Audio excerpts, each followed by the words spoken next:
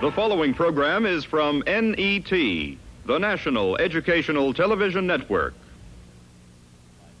Debate: James Baldwin versus William Buckley. Subject: has the American dream been achieved at the expense of the American Negro?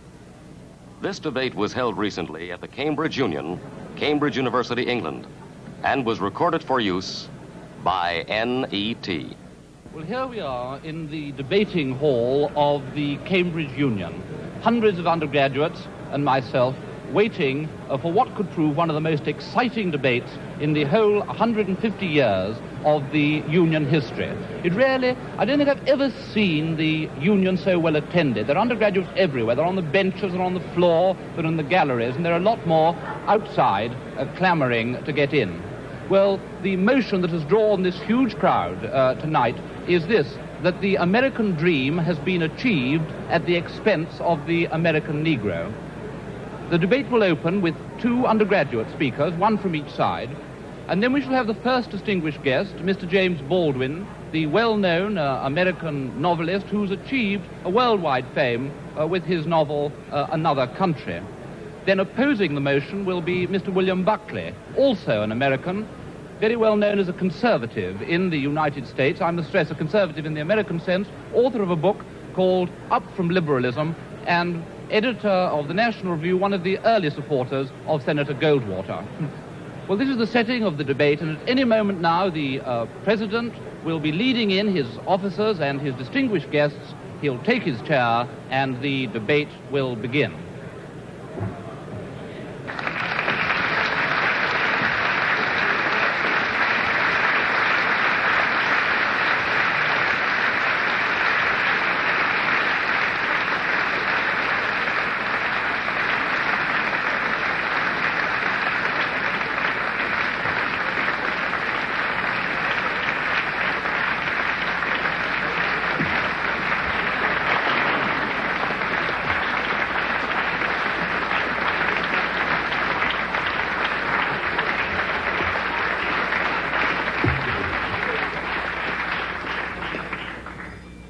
The motion before the House tonight is, the American dream is at the expense of the American Negro.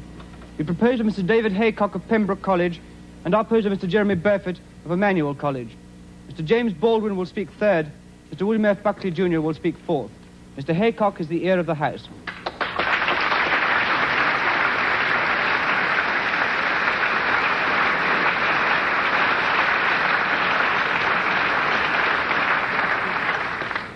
Mr. President, sir, it is the custom of the House for the first speaker in any debate to extend a formal welcome to any visitors to the House.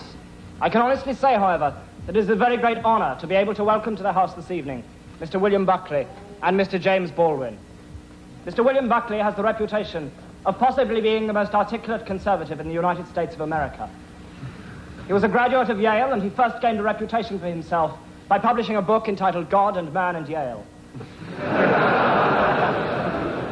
Since then, he has devoted himself to the secular, and this has included Norman Mailer, Kenneth Tynan, Mary McCarthy, and Fidel Castro, none of whom have come out of their confrontations unscathed. At present, his principal occupation is editing a right-wing newspaper in the United States entitled The National Review. Mr. James Baldwin is hardly in need of introduction. His reputation, both as a novelist and as an advocate of civil rights, is international. His third novel, Another Country, has been published as a paperback in England today. Mr. Baldwin and Mr. Buckley are both very welcome to the House this evening.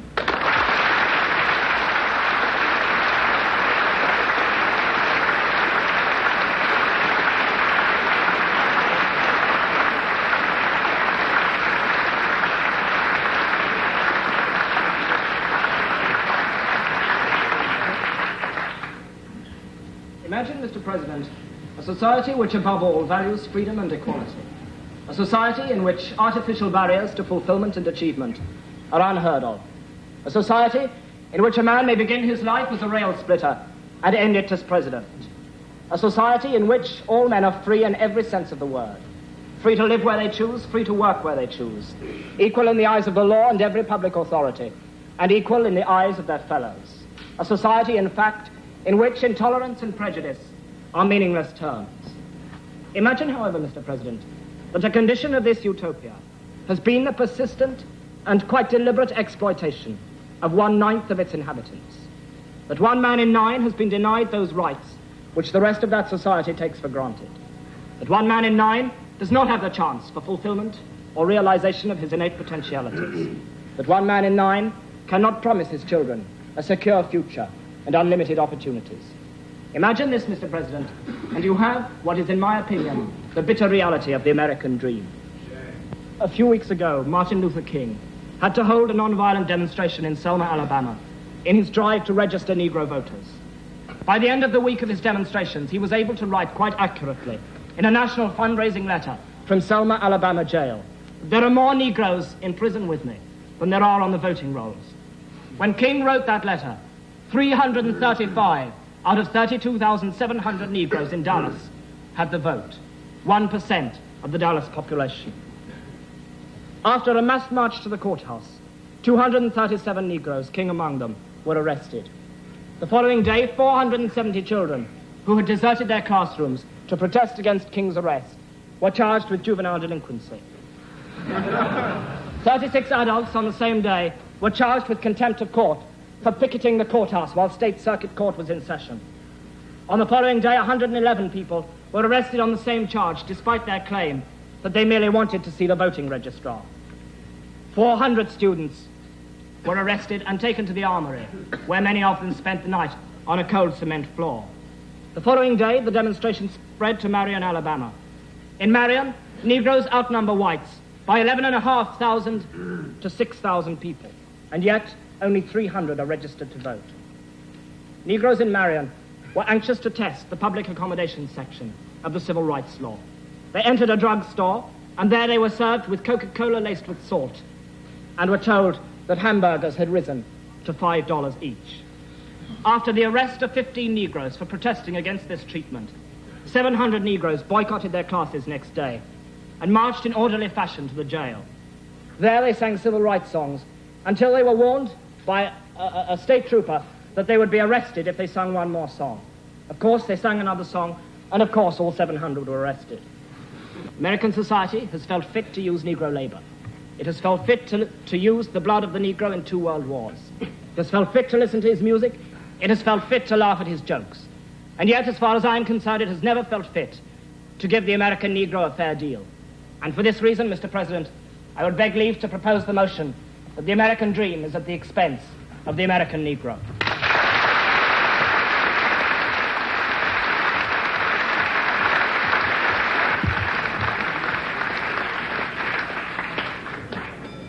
I now call Mr. Jeremy Burford of Emmanuel College to oppose the motion.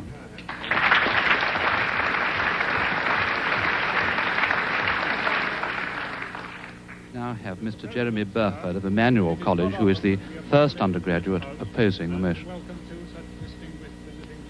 James Baldwin is well known as one of the most vivid and articulate writers about the Negro problem in America. Mr. Baldwin had a difficult childhood, and he has personally himself suffered discrimination and ill treatment in the South of America.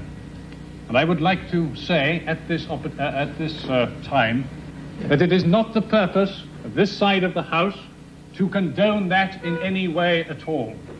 It is not our purpose to oppose civil rights. It is our purpose to oppose this motion. And thank you, sir. Come and collect your fee afterwards.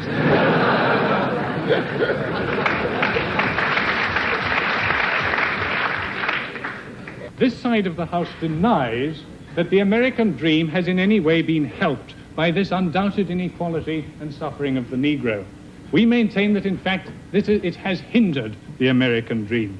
And if there had been equality, if there had been true freedom of opportunity, the American dream would be very much more advanced than it is now. If the American dream has made any progress, and I think it has been made in spite of the suffering and inequality of the American Negro, and not because of it.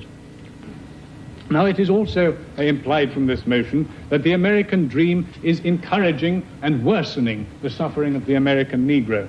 This is emphatically not the case. The American dream the American economic prosperity and respect for civil liberties has been the main factor in bringing about the undoubted improvement in race relations in America in the last 20 years. And Professor Arnold Rose, who is the author of The Negro in America, which is perhaps the definitive work on the subject, who is also a contributor to what was called a freedom pamphlet, so I should imagine that if he has any bias at all, it is in favor of the Negro. He said that this improvement in race relations will be seen in years to come as remarkably quick.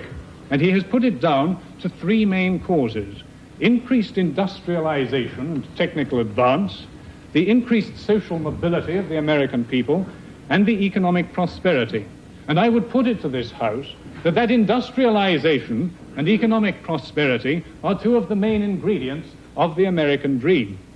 And at the same time, again, I do not want to say that the Negro in America is treated fairly, but at the same time, the average per capita income of Negroes in America is exactly the same as the average per capita income of people in Great Britain. Now, I found that absolutely amazing, and I understand that some of you do as well. So I have got the reference here from the United States News and World Report of July the 22nd, 1963, in which it points out, this will have to be the last interruption I take, as time is running short. Mr. President, on a point of information, is the Speaker talking of real income or money income? I'm talking of money. I'm talking of money income, and I would not wish to disguise that. I would also say that in terms of this, there are only 5 countries in the world where the income is higher than that of the American Negro, and they do not include countries like West Germany and France and Japan. Now, there are in America 35 Negro millionaires. There are Negro 6,000 doctors and so on. Now, I do not, by saying this, wish to emphasize that the Negro is fairly treated. I merely wish to try and convey a more realistic and objective account of the situation of the Negro. I agree that there are Negroes who are very poor indeed, such as the old gentleman in the South who was talking about some of his wealthier brethren. And he was saying, yes, some of these rich Negroes, they put on airs, they're like the bottom figure of a fraction. The bigger they try to be, the smaller they really are. I would repeat, Mr. President, sir, in the last minute I have, that this debate is not whether civil rights should be extended to American Negroes or not. If it were, it would be a very easy motion to argue for and a very easy motion to vote for. The debate tonight concerns whether the American dream is at the expense of the American Negro. That is, whether the American Negro has paid for the American dream with his suffering, or whether the American dream has furthered Negro inequality. And I would deny both those two precepts. I would say that Negro inequality has hindered the American dream, and I would say that the American dream has been very important indeed in furthering civil rights and in furthering freedom for the American Negro. Mr. President, sir, I beg to oppose the motion.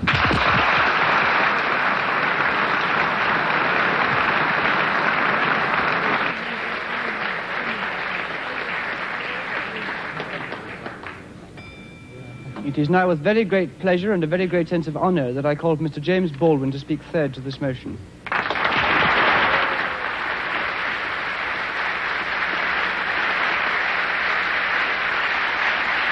Now we have Mr. James Baldwin, the star of the evening, who has been sitting, listening attentively, and getting a wonderful reception here in the Cambridge Union. Tremendous enthusiasm from all sides of the House for Mr. Baldwin, who has been listening to the arguments. Now will bring the voice of actual experience to the debate. Good evening. I find myself, not for the first time, in the position of a kind of Jeremiah. For example, I don't disagree with Mr. Burford that the inequality suffered by the American Negro population of the United States has hindered the American dream. Indeed, it has. I quarrel with some other things he has to say. The other deeper element of a certain awkwardness I feel has to do with it has to do with one's point of view. I have to put it that way. One's sense, one's system of reality. It would seem to me that the proposition before the House, if I put it that way, is the American dream at the expense of the American Negro, or the American dream is at the expense of the American Negro, is a question hideously loaded, and that one's response to that question, or one's reaction to that question, has to depend on an effect on where you find yourself in the world, what your sense of reality is, what your system of reality is. That is, it depends on assumptions which we hold so deeply as to be scarcely aware of them. A white South African, or a Mississippi sharecropper, or a Mississippi sheriff, or a Frenchman driven out of Algeria, all have, at bottom, a system of reality which compels them to, for example, in the case of the French exile from Algeria, to defend French reasons for having ruled Algeria. The Mississippi or the Alabama sheriff, who really does believe when he's facing a Negro boy or girl that this woman, this man, this child must be insane to attack the system to which he owes his entire identity. Of course, for such a person, the proposition of which we're trying to discuss here tonight does not exist. And on the other hand, I have to speak as one of the people who've been most attacked by what we must now here call the Western or the European system of reality. What white people in the world, because the doctrine of white supremacy, I hate to say it here, comes from Europe. That's how it got to America. Beneath then, whatever one's reaction to this proposition is, has to be the question of whether or not civilizations can be considered as such equal, or whether one civilization has the right to overtake and subjugate and in fact to destroy another. Now what happens when that happens? Leaving aside all the physical facts which one can quote, leaving aside rape or murder, leaving aside the bloody catalog of oppression, which we are in one way too familiar with already, what this does to the subjugated, the most private, the most serious thing this does to the subjugated, is to destroy his sense of reality. It destroys, for example, his father's authority over him. His father can no longer tell him anything because the past has disappeared, and his father has no power in the world. This means, in the case of an American Negro, born in that glittering republic, and in the moment you are born, since you don't know any better, every stick and stone and every face is white, and since you have not yet seen a mirror, you suppose that you are too. It comes as a great shock around the age of 5 or 6 or 7 to discover that the flag to which you have pledged allegiance, along with everybody else, has not pledged allegiance to you. It comes as a great shock to discover that Gary Cooper killing off the Indians when you were rooting for Gary Cooper, that the Indians were you. It comes as a great shock to discover that the country, which is your birthplace, and to which you owe your life and your identity, has not in its whole system of reality evolved any place for you. The disaffection, the demoralization, and the gap between one person and another, only on the basis of the color of their skins, begins there and accelerates throughout a whole lifetime, so that presently you realize you're 30 and are having a terrible time managing to trust your countrymen. By the time you are 30, you have been through a certain kind of mill. And the most serious effect of the mill you've been through is again not the catalog of disaster.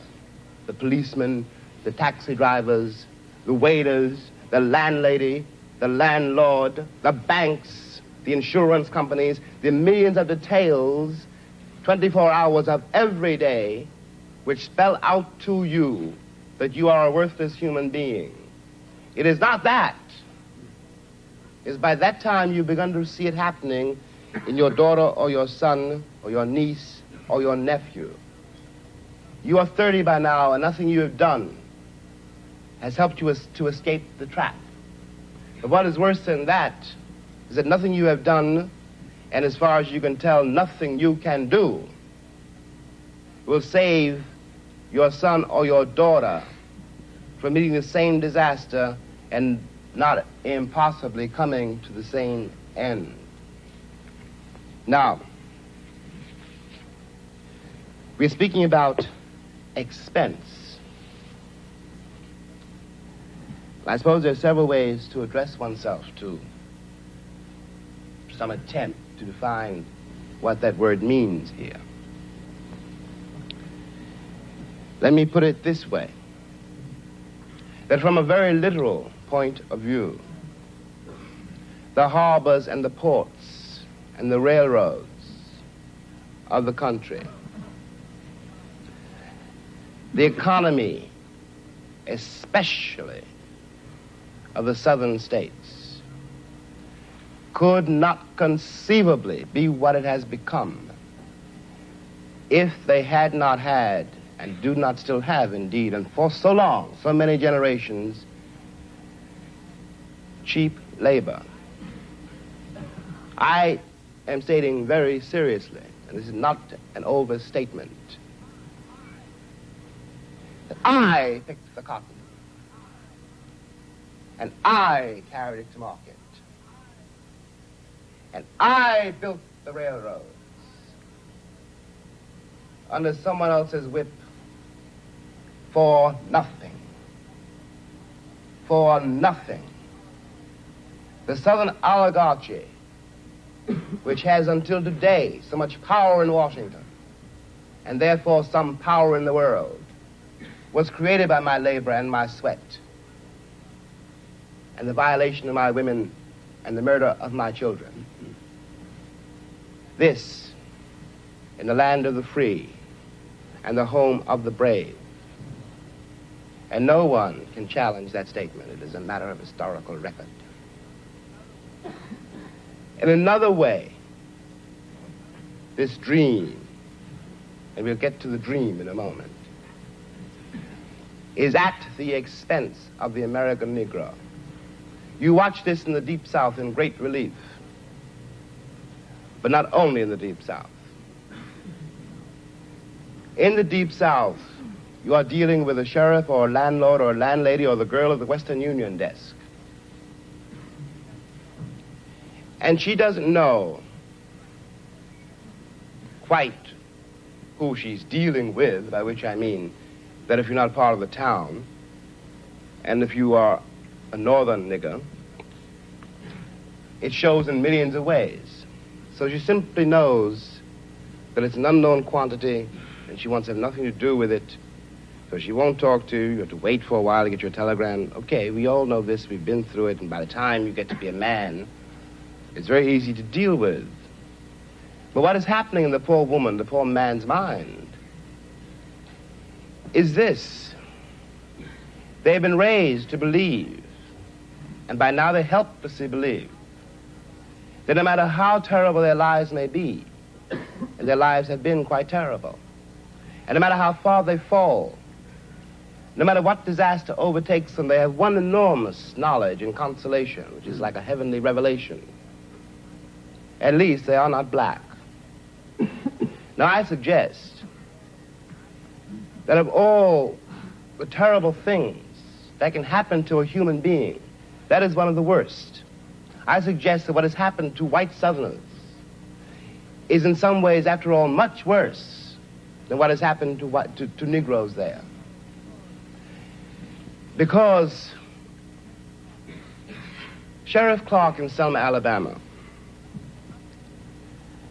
cannot be considered, no one can be dismissed as a total monster. I'm sure he loves his wife, his children. I'm sure that, he likes to get drunk. He's, after all, one's got to assume, and he is visibly a man like me. But he doesn't know what drives him to use the club, to menace with the gun, and to use the cattle prod. Something awful must have happened to a human being to be able to put a cattle prod against a woman's breast, for example. What happens to the woman is ghastly. What happens to the man who does it is in some ways much, much worse.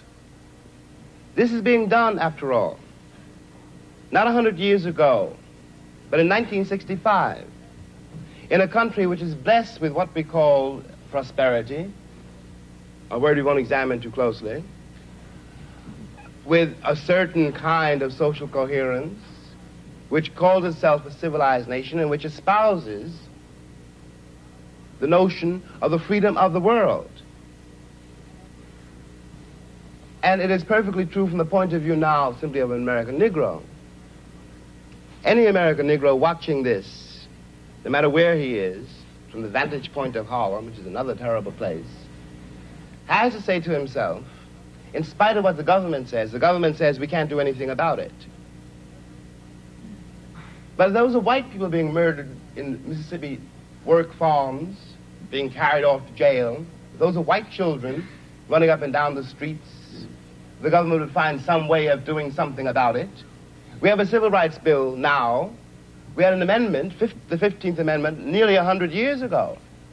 I hate to sound again like an Old Testament prophet, but if the amendment was not honored then, I don't have any reason for believing the civil rights bill will be honored now. And after all, one's been there since before, a lot of other people got there. If one has got to prove one's title to the land, isn't 400 years enough?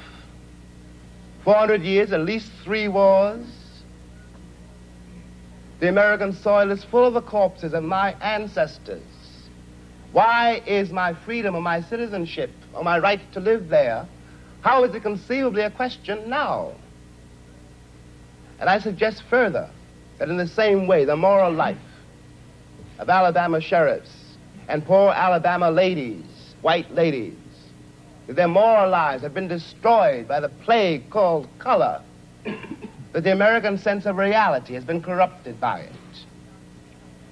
At the risk of sounding excessive, what I always felt when I finally left the country, found myself abroad in other places, and watched Americans abroad. And these are my countrymen. And I do care about them. And even if I didn't, there is something between us. We have the same shorthand. I know, when I look at a girl or a boy from Tennessee, where they came from in Tennessee, and what that means.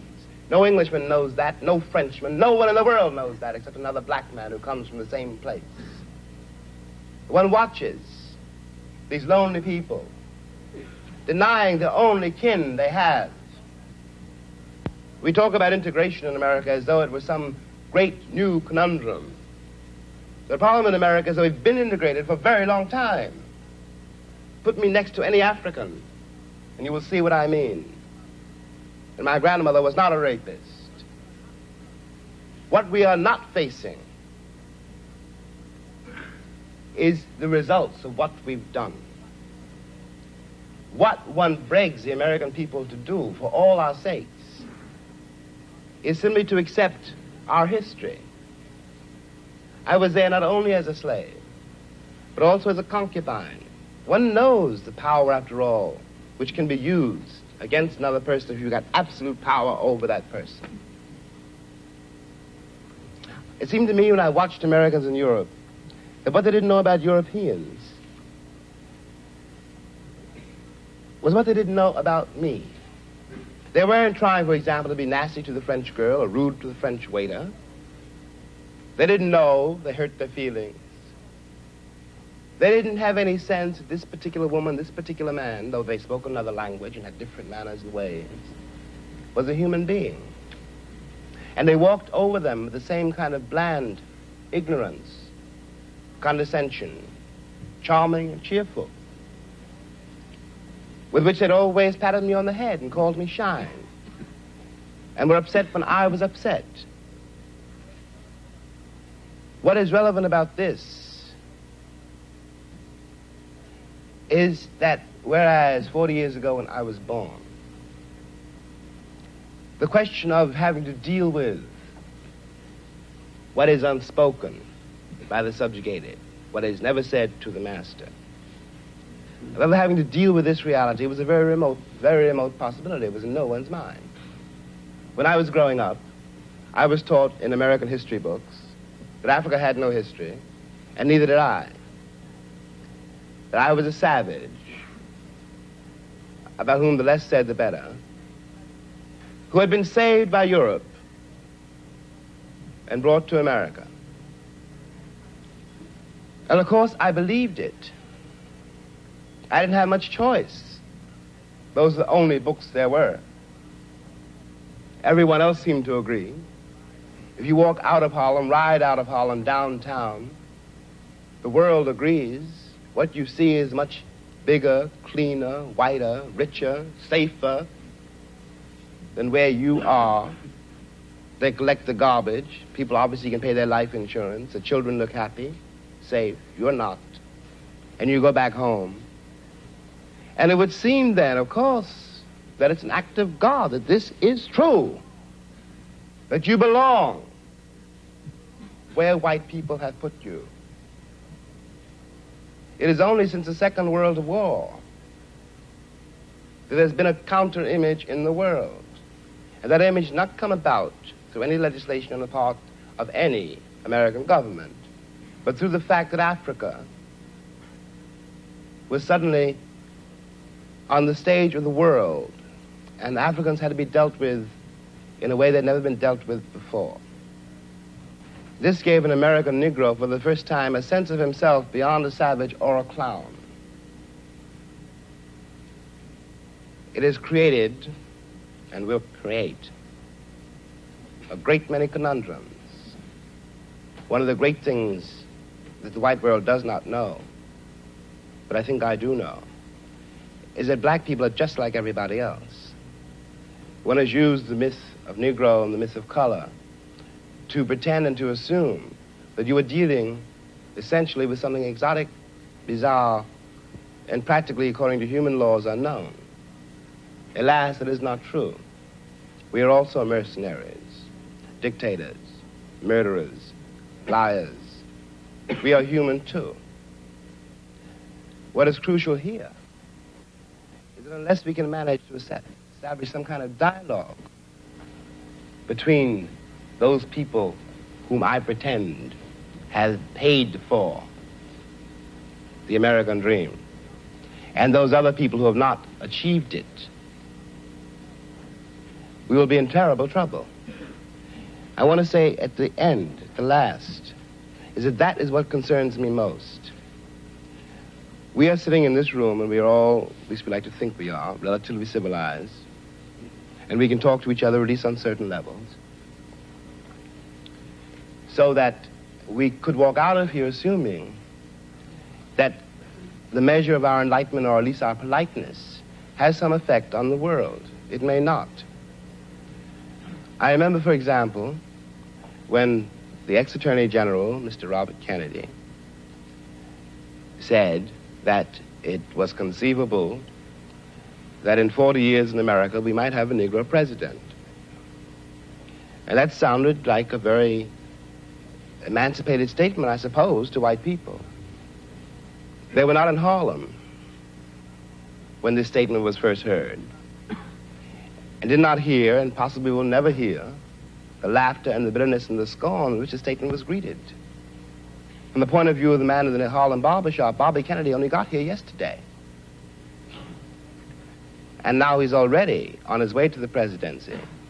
We've been here for 400 years, and now he tells us that maybe in 40 years, if you're good, we may let you become president.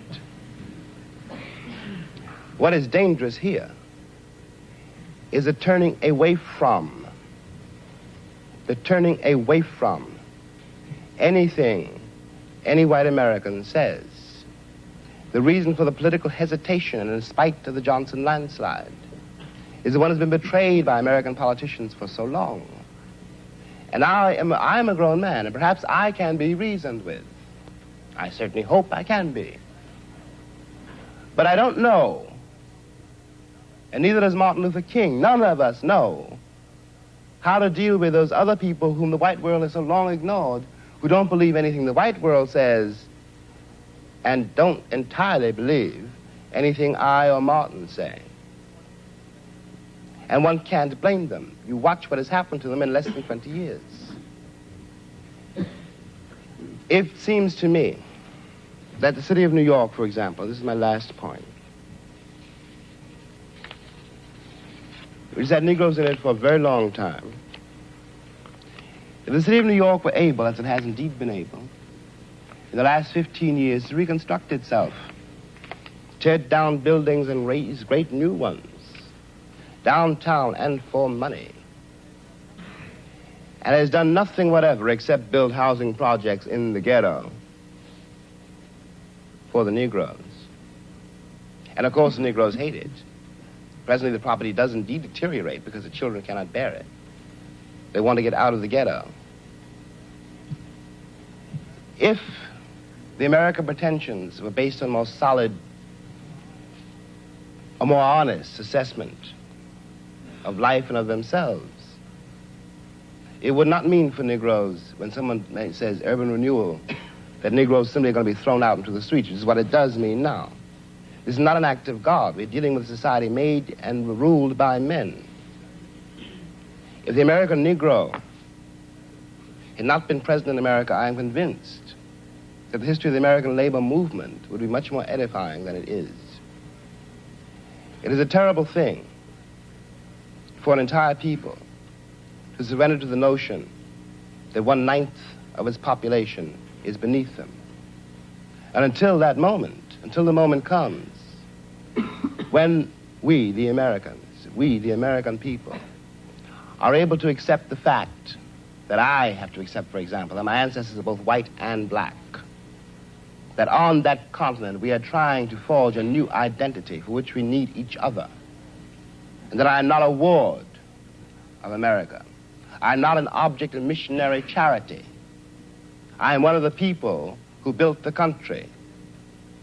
Until this moment, there is scarcely any hope for the American dream, because the people who are denied participation in it, by their very presence, will wreck it.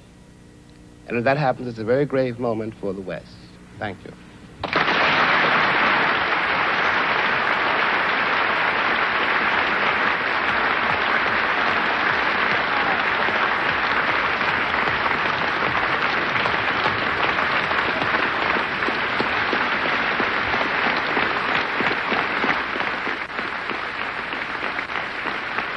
Tremendously moving moment now, the whole of the Union standing and applauding this magnificent speech of James Baldwin.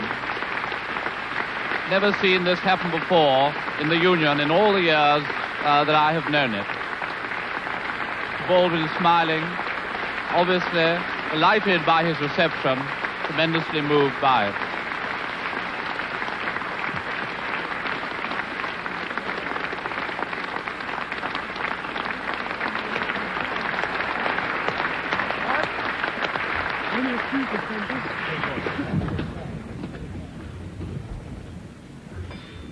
I am now very grateful and very pleased to be able to call on Mr. William F. Buckley, Jr.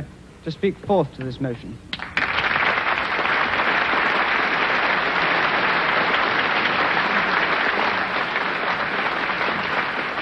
Now we have Mr. William Buckley, who will need all his skill to establish ascendancy over his audience, which has clearly been so deeply moved. Thank you, Mr. by the President. eloquence and Baldwin. personal experience of the preceding speaker. Take heart, Mr. Burford. Gentlemen.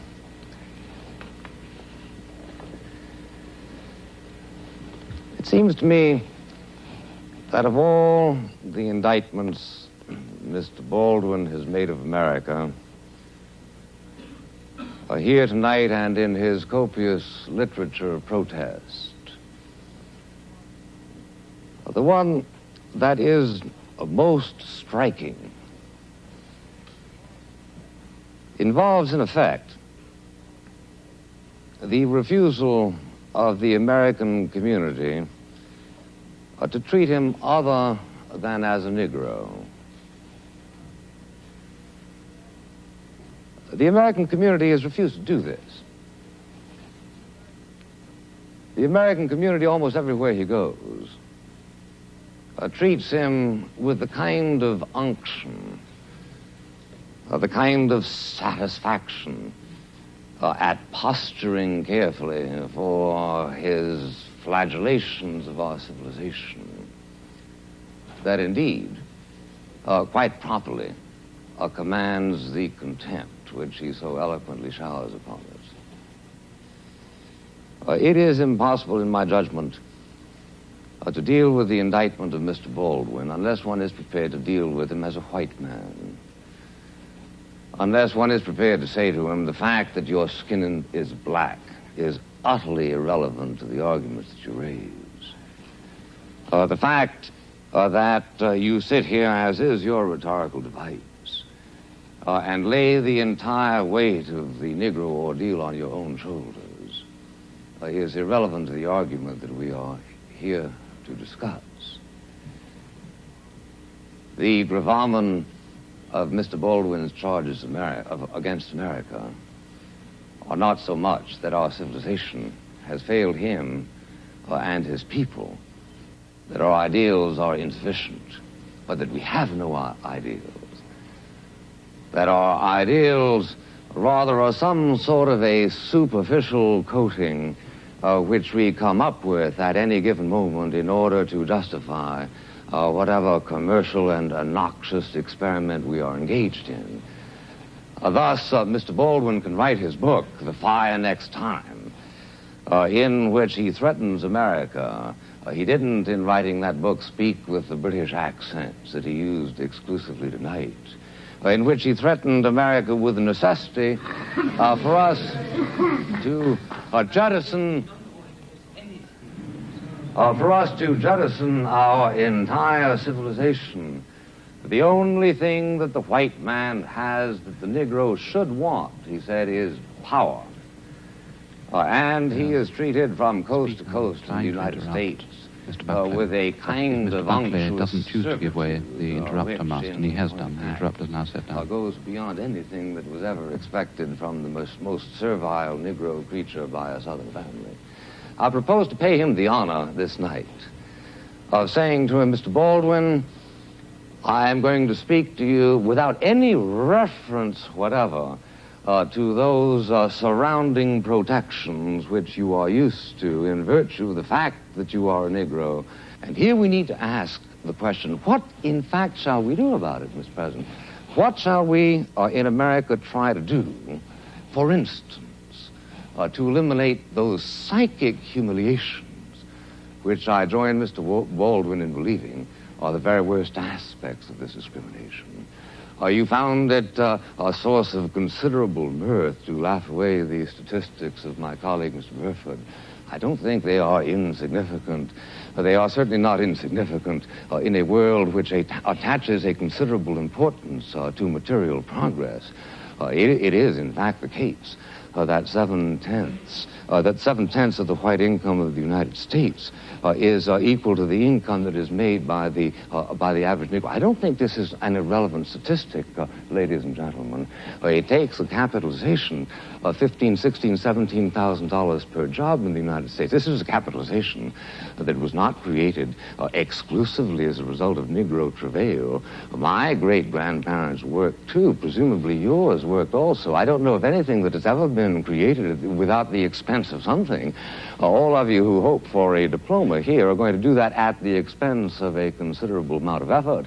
And I would thank you, please not to belie the fact that a considerable amount of effort went into the production of a system which grants a greater degree of material well-being to the American Negro than that is enjoyed by 95% of the other peoples of the human race. But even so, to the extent that your withering laughter suggested here that you found this a contemptible observation, I agree. I don't think it matters that there are 35 millionaires among the Negro community. If there were 20 million millionaires among the Negro community of the United States, I would still agree with you that we have a dastardly situation But I'm asking you not to make politics as the crow flies, to use the fleeted phrase of Professor Oakeshott, but rather to consider what, in fact, is it that we Americans ought to do? What are your instructions that I'm to take back to the United States, my friend? I want to know what it is that we should do, and especially I want to know whether it is time, in fact, to abandon the American dream as it has been defined by Mr. Haycock and Mr. Burford. What, in fact, is it that we ought to do, for instance, to avoid two humiliations mentioned by Mr. Baldwin as being a part of his own experience during his lifetime.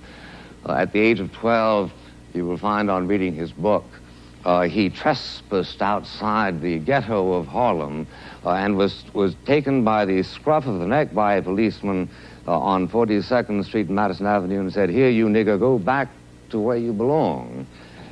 15, 20 years later, he goes in and asks for a Scotch whiskey at the airport at Chicago and is told by the white barman that he is obviously underage and under the circumstances cannot be served.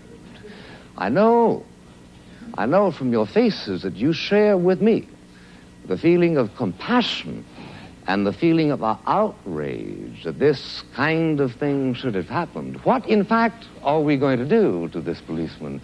And what, in fact, are we going to do to this barman? How are we going to avoid the kind of humiliations that are perpetually visited on members of a minority race? Obviously, the first element is concern.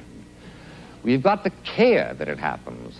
We have got to do what we can to change the warp and woof of moral thought in society in such fashion as to try to make it happen less and less. Let me urge this point to you, which I can do with authority, my friends, the only thing that I can tonight. And that is to tell you that in the United States, there is a concern for the Negro problem. Now, if you get up to me and say...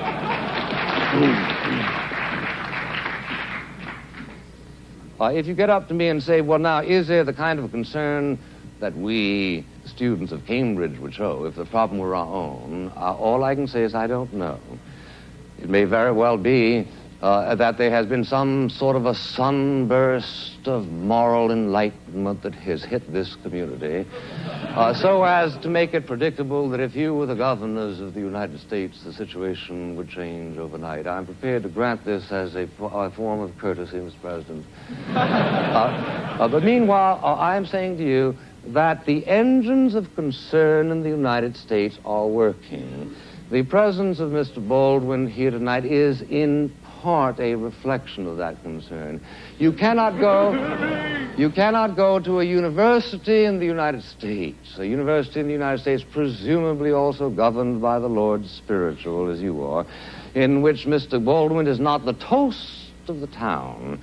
You cannot go to a university of the United States in which practically all other problems of public policy are preempted by the primary policy of concern for the Negro.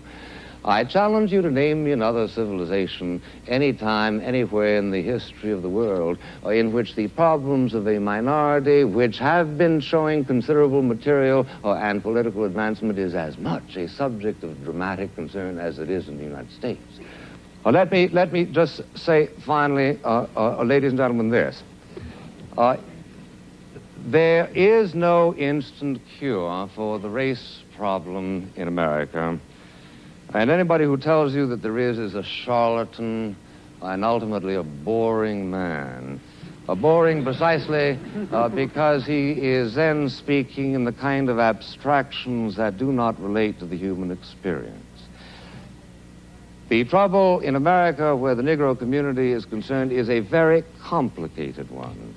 I urge those of you who have an actual rather than a purely ideologized interest in the problem to read the book Beyond the Melting Pot by Professor Glaser, also co-author of The Lonely Crowd, a prominent Jewish intellectual, who points to the fact that the situation in America where the Negroes are concerned is extremely complex as a result of an unfortunate conjunction of two factors. One, is the dreadful efforts to perpetuate discrimination by many individual American citizens as a result of their lack of that final and ultimate concern which some people are truly trying to agitate the other, is as a result of the failure of the Negro community itself to make certain exertions which were made by other minority groups during the American experience. If you can stand a statistic not of my own making, let me give you one which Professor Glaser considers as relevant. He says, for instance, in 1900, there were 3,500 Negro doctors in America. In 1960, there were 3,900, an increase in 400. Is this because there were no opportunities, as has been suggested by Mr. Haycock and also by Mr. Baldwin implicitly? No, says Professor Glaser. There are a great many medical schools who are by no means practice discrimination, who are anxious to receive and to train Negro doctors. There are scholarships available to put them through, but in fact that particular energy, which he remarks was so noticeable in the Jewish community and to a certain and lesser extent in the Italian-Irish community, for some reason is not there. We should focus on the necessity to animate this particular energy, but he comes to the conclusion, which strikes me as plausible, that the people who can best do it, who can do it most effectively, are Negroes themselves. Let me conclude by reminding you, ladies and gentlemen, that where the Negro is concerned, the danger, as far as I can see at this moment, is that they will seek to reach out for some sort of radical solutions on the basis of which the true problem is obscured. They have done a great deal to focus on the fact of white discrimination against the Negroes. They have done a great deal to agitate a moral concern, but where, in fact, do they go now? They seem to be slipping, if you will read carefully, for instance, the words of Mr. Bayard Rustin, towards some sort of a Procrustean formulation which ends up less urging the advancement of the Negro than the regression of the white people. 14 times as many people in New York City born of Negroes are illegitimate as of whites. This is a problem. How shall we address it? By seeking out laws that encourage illegitimacy in white people? This, unfortunately, tends to be the rhetorical momentum that some of their arguments are taking. One thing you might do, Mr. Buckley, is let them vote in Mississippi. I agree. I agree.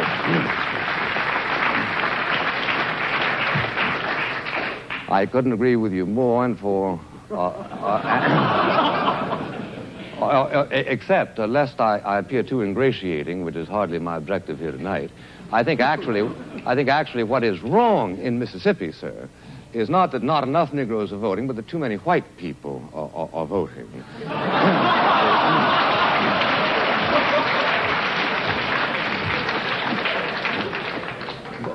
Booker T. Washington said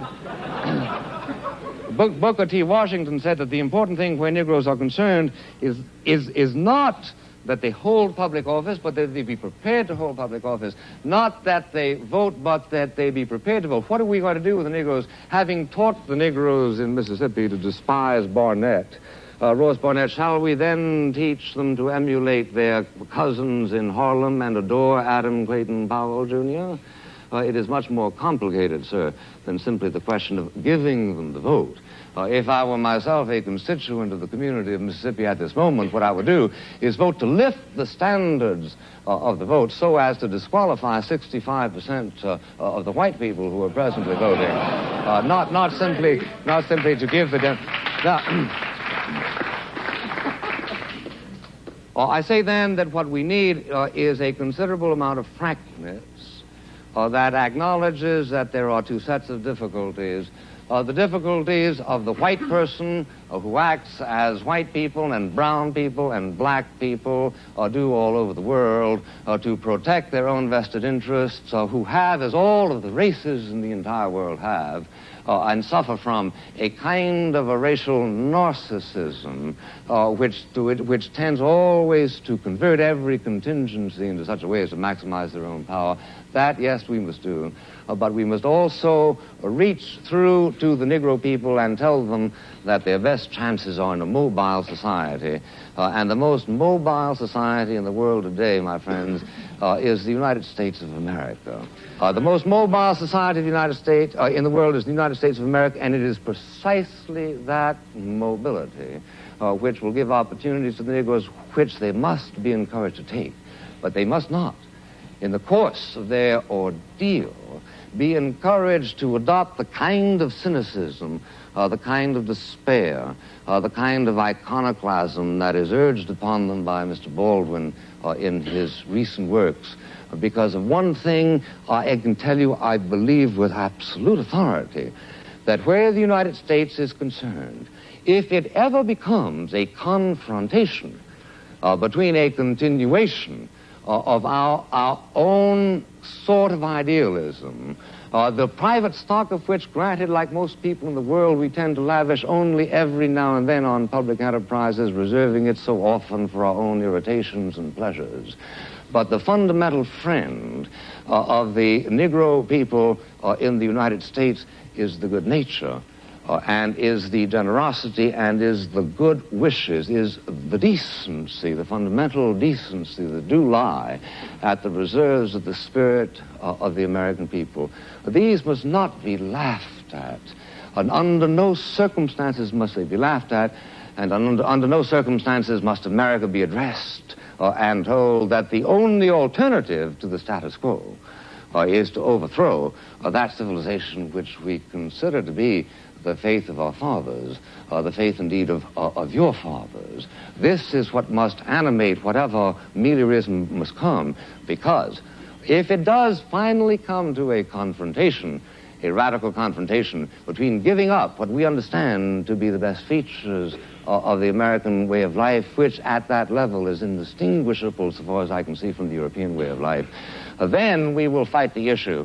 And we will fight the issue not only in the Cambridge Union, but we will fight it as you were once recently called to do, on beaches and on hills and on mountains and on landing grounds. And we will be convinced that just as you won the war against a particular threat to civilization, you were nevertheless waging a war in favor of and for the benefit of Germans, your own enemies, just as we are convinced that if it should ever come to that kind of a confrontation, our own determination to win the struggle will be a determination to wage a war not only for whites, but also for Negroes.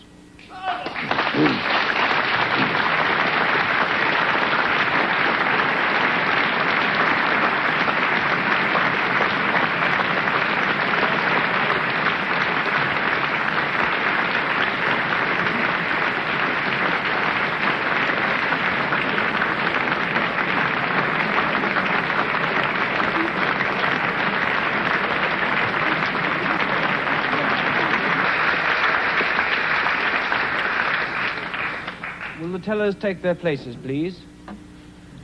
They voted in favor of the motion being that the American dream is at the expense of the Negro. They voted in favor of that motion 544 persons and against 164 persons. The motion is therefore carried by 380 votes. I declare the House to stand adjourned.